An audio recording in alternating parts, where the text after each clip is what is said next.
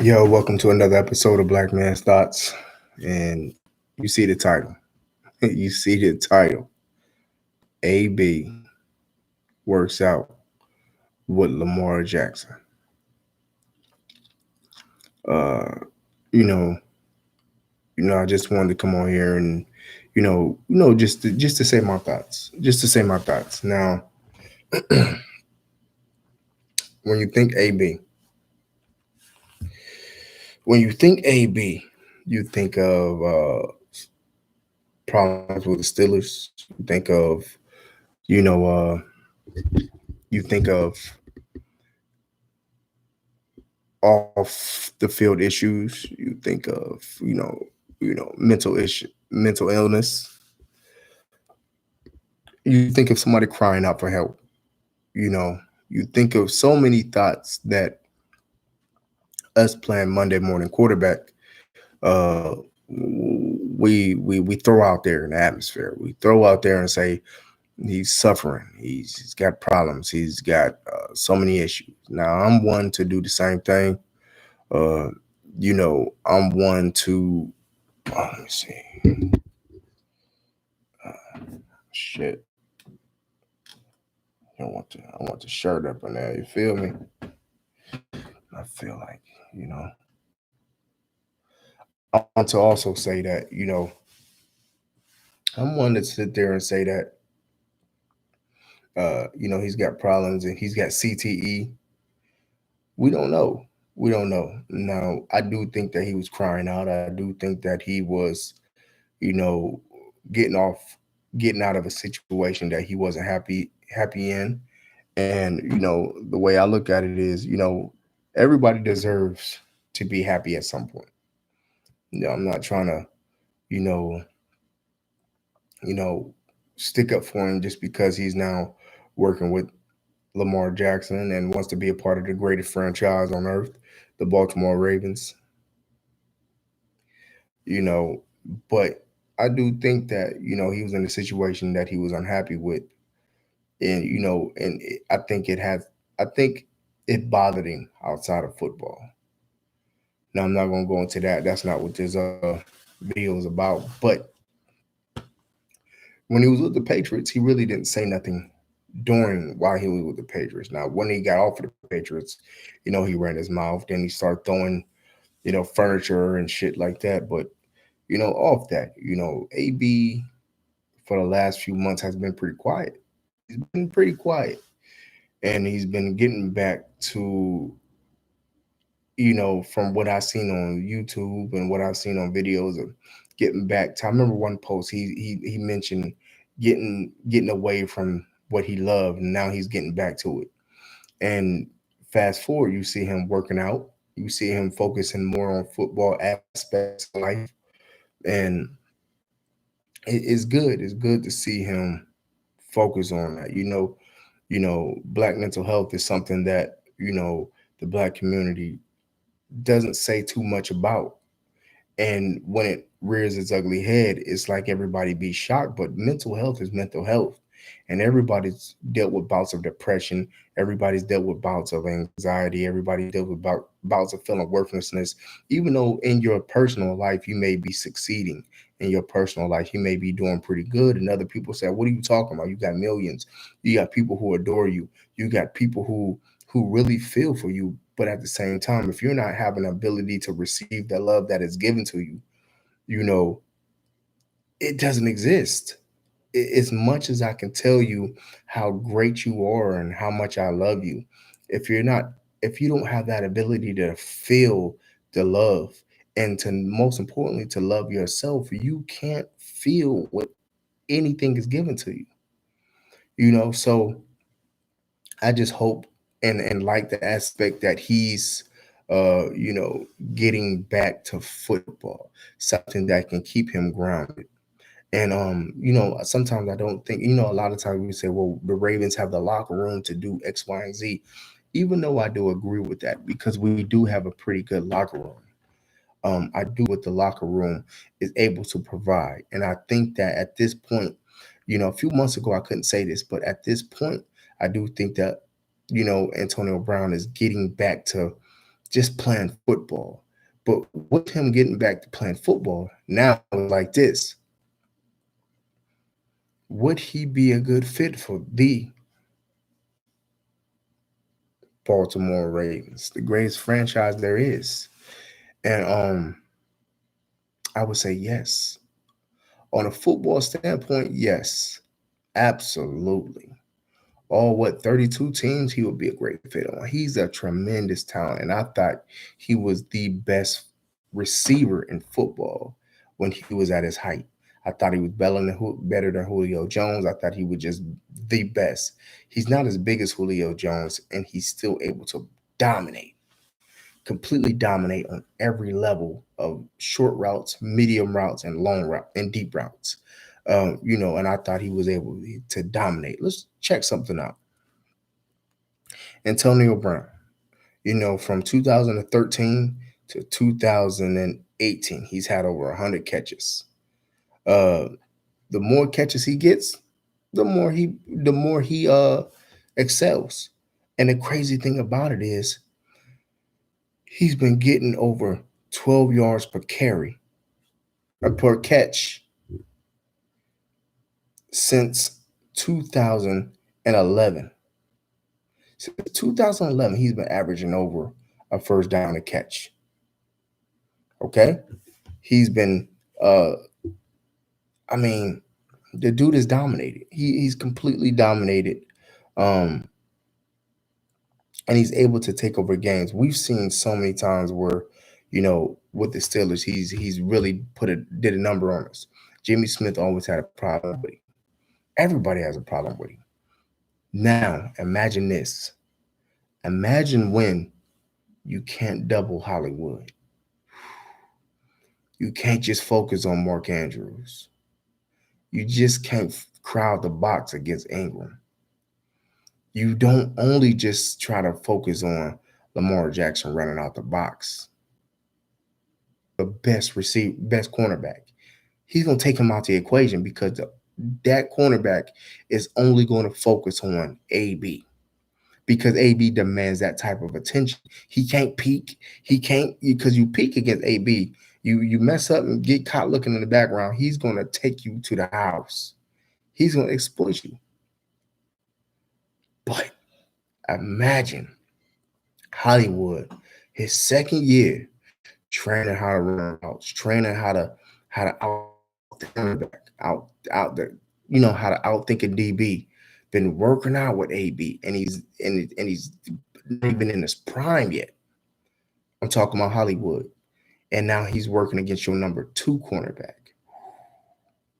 And then you have Mark Andrews coming out there working against your linebacker or your slot cornerback. And then you have to worry about Lamar Jackson coming out the backfield. And don't forget, Mark Ingram can catch too, and so can Boyle. Who do you stop? As a defensive coordinator, who do you game plan against? Would I want AB? Hell yeah. Who wouldn't from a football standpoint?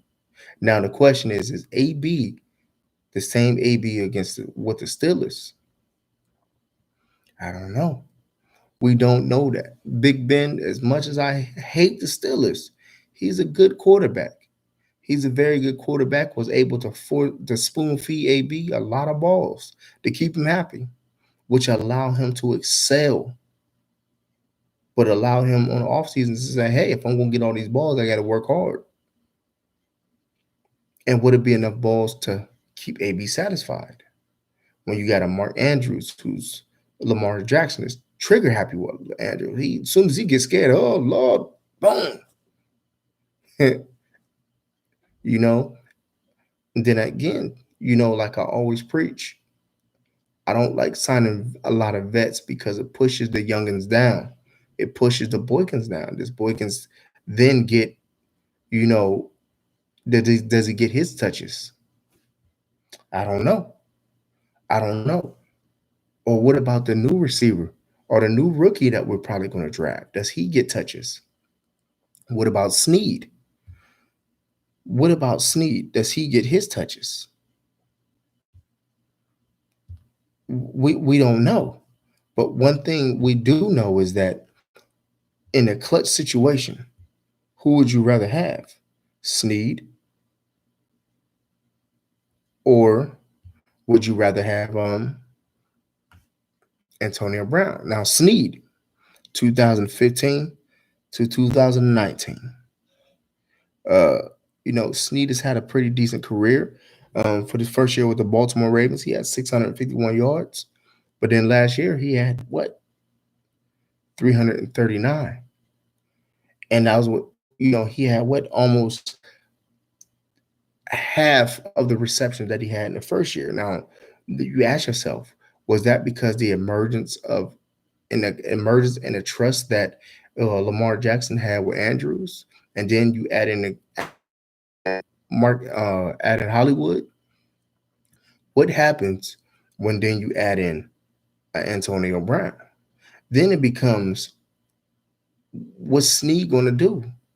He's definitely not going to get 339 yards, because now you have to factor in everybody's going to work in our hands. You know what I mean? And hopefully they find a way to put Gus Edwards in the game a little bit more, and he's going to get a little bit more connection, simply because we all know in the back of our mind that the running backs have a clock, and we also know in the back of our minds that, okay, the good, and to challenge him on all aspects, not just running, but to catch too. And Justice Hill, he's in his second year. What if we use him? What if he works on his hands in the offseason? It's going to be a lot of people demanding the ball. Now, we've been watching this team for 20 plus years. We've never had that problem. We never had that problem where it was a surplus of talent, a surplus of offensive talent, and everybody wants the ball. We've had the Derrick Mason and a Todd Heap or the Dennis Pitta. We had the Steve Smith and the Dennis Pitta. We've had just the tight end and the receiver, but we never had multiple receivers, the tight ends, plus the running backs, plus the quarterbacks. Everybody's going to want to make plays. So at some point in time, you have to be, the realistic aspect has to come in, that if you factor in Antonio Brown or one other receiver to do that very talent, factor in another talented receiver, Snead's value now diminishes. It does. It's a fact. And then Boykins, where does he fit in at? Is it worth losing Boykins' playing time and risk his development to sign a vet who may be just there for 1 year for show me I can play and show me I can stay out of trouble? So many questions, but is it worth it? Is it worth risking it and saying, you know what, I'm going to sign it? Because Lamar Jackson, a lot of these rookies is on their rookie deal, and this is the best time to load up on talent and win the chip. It's so many questions. It's so many questions, man. And what I want, AB, hell yeah, hell yeah. Simply because it makes us so unpredictable, so unpredictable. If if teams, like Harb said in one of his press conferences, he said teams, we're going to be one of the teams that other teams is going to study. If that's the case, why not add something that makes you so unpredictable that even when they study you, they say they just added something that we can't game plan against. They just added something that throws a wrench and makes this team 100% different than the team that we're studying now. So even if we study the previous season, how can we game plan against this team when they've added another super talented player? What do we do? What do we do, man? I love it. I love it. I do think it's very interesting. Um, I do think, Snead added 5 touchdowns this year. That's that's dope. That's dope. I'm not saying Steven ain't worthless. I think Snead will still add some value, but then it becomes, finding him touches, finding Boykins touches, and finding our rookie touches, or whoever we decide. to grab. You know what I mean? And I just think we're the we're the Chiefs, but better. We're the Chiefs offense. The Chiefs got so much talent, so much speed. Give that to Lamar Jackson, who's able to run faster than Mahomes. Oh man, you didn't got me hyped, bro. You didn't have me. You didn't got me hyped. You know, um, I did. I just think that. I just think that it's it's a perfect match. It's a perfect match. It's a perfect way for Hollywood and also Boykins to watch the little how much AB pays attention to the minute details in his route running. That's one thing that I hope that if they do sign him, if they do, say, hey, we're going to get you, but here's the stipulation: you have to spend time teaching these receivers. We have to be able to use you also as a coach to be able to be in there and do more than just show up. Oh man, oh man, that's gonna take this offense to another level. So, you know, AB working out with Lamar Jackson, could it work? Would I like it? Yes. Could it work? I can't say that it would. Could I mean AB, if he's there to show me, if he's there to say, "Hey, I'm here to show the league that I can play," but what's going to happen when we play one of those defenses where Harv said we're going to run it down the throat, and AB gets what, a catch, a catch that game, and we mess around and lose. Now it's a different ball game. I mean, there is a reality to this whole dynamic. You mess around and have AB on that team, and he gets what, one or two catches, and we lose. All the smiles going away, and then he's going to say, "Hey, feed me the rock." Then that's when you're going to see, was it worth it? Was it worth it? I mean, and I think that's what everybody's afraid of. Everybody's afraid of could AB rub off on LJ and HB Hollywood Brown. I mean, when it's their time to look for money, are they gonna start being real selfish? Or they gonna is his selfishness gonna run off and say, "Hey, forget winning. I want to get mine." I mean, you can't knock a player for getting money, but you also don't shit. I'm not going. I don't want nobody to destroy my team. I was a Ravens fan before any of them, so I'm gonna be a Ravens fan after them. So I mean, I just think that a lot of people they're scared of what he rub off on Hollywood. Hollywood's his own man.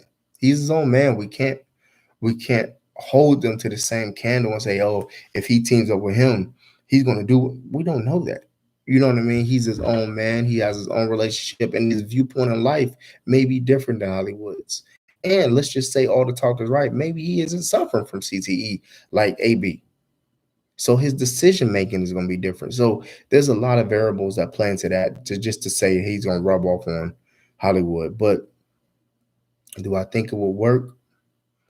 It all depends on the conversation between Harbs, Eric DaCosta, the agents, and AB. You're definitely not about to get 100 balls. You're not going to get it. Hell, you might not even get 70. You might not even get 60. These are facts. If you can live with that, and if you can live with knowing that you're going to be a blocker more than any time in your career, then it's not only okay, fine, let's sign him, but it has to do with, do I believe him to keep his word that he would be okay with that?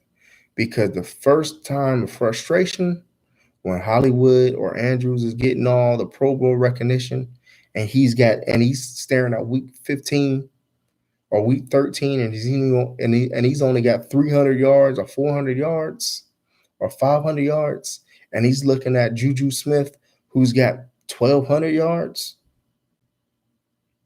That's when it gets a little challenging That's when it gets personal. That's when it gets challenging. We play the Steelers twice a year, sometimes 3 times a year. Now he leaves the team, and he's been talking about Juju, and Juju messes around and have a rebound year, and he gets 1,200, 13 yards receiving. This is just an example. And AB staring at 500 yards because of the type of offense he's going into a run first offense, and we mess around and lose to the Steelers, bro. That's when the floodgates has a potential to open, and that's when if he's really going to keep his word on if he's okay with the role he's in, because it can go down fucking hill fast. So that's my thoughts, man. I do think it could. I do like the aspect of Lamar Jackson working out with Hollywood, because he gets pointers on how to work with an elite receiver on how when to throw it, what to look for to throw it, because they're talking. They're talking like, hey, throw it to me when I'm at this, throw it to me when I look back at this, so forth and so forth. But just getting those little, hey man, I'm not just throwing it to Hollywood. I'm not just throwing it to Snead. I'm not just throwing it to Boykin. I'm throwing it to somebody who has the potential or the statistics or the accolades to be a fucking Hall of Famer. Now I'm gonna listen to what he says to me on how he likes to rock, likes to rock. That's a different type of animal, man. I used to play basketball, and I used to play with one of the brothers, and he was super talented. It's different when you're playing with somebody who has high accolades and so much talent, and he's the best player on the field, or the best receiver out there, or the best point guard out there, or the best shooting guard out there, and you're maybe the second best, or you're the rookie and he's the vet. Even though you got talent, you're going to look for him subconsciously, because that, hey, he's been in here a lot longer than me, and he has a lot more information than me. See, Andrews, Hollywood, his two favorite targets, don't they don't have the more experience. They don't have the, hey, listen to me. But Hollywood do. Hollywood's been to places that Lamar has not been to. So when AB speaks, when AB speaks, Lamar's going to listen, even subconsciously. He's going to listen, even though he's the quarterback. He's going to listen because he's never been through second round of the playoffs. He's never been to certain aspects of the game that AB has. That's when could it work or not. That's when is AB a good fit. When they in the trenches and them bullets start flying, you know who your family is. You know who your family is, you know who the Warriors is, and you know who the Cowards is. But it's late. I just wanted to definitely, get up on there, you know, Raven Nation, baby. You see the hat? It's nothing like it. Best franchise on earth, man. Yo, shalom.